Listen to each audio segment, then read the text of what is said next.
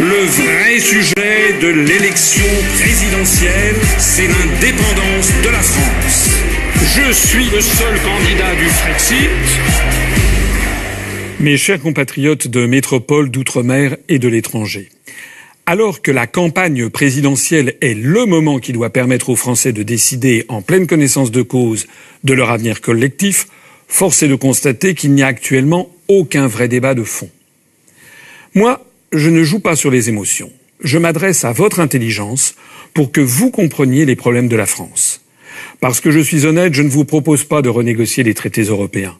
60 ans d'expérience ont montré qu'il est impossible de les modifier substantiellement.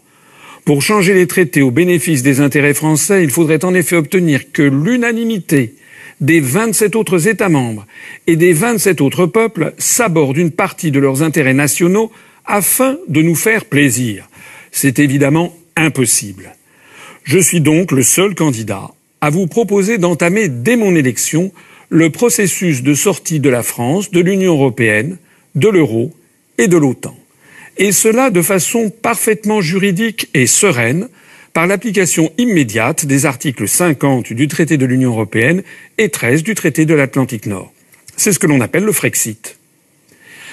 Les avantages du Frexit sont innombrables. En voici quelques-uns. Le Frexit nous permettra de faire des économies considérables, car la France verse chaque année 9 milliards d'euros de plus à l'Union européenne qu'elle n'en récupère.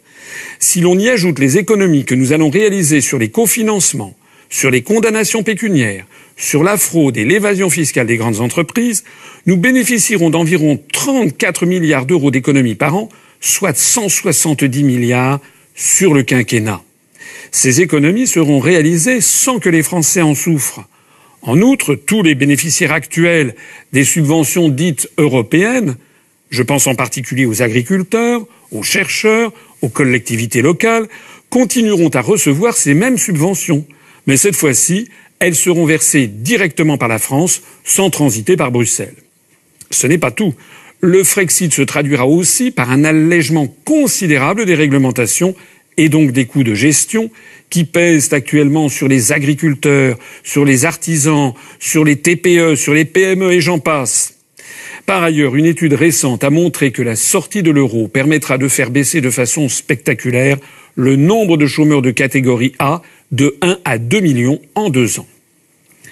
Sans le Frexit, et quelles que soient les belles promesses qui vous seront prodiguées par ailleurs, la montée du chômage et de la pauvreté continuera inexorablement comme c'est, hélas, le cas depuis 15 ans. Sortir de l'Union européenne, c'est faire preuve de bon sens et de responsabilité. C'est enfin apporter la vraie réponse aux problèmes des Français. C'est entrer dans le XXIe siècle. Le Frexit, ce n'est pas refermer la France, c'est au contraire la rouvrir sur le monde entier. C'est choisir la démocratie et la liberté.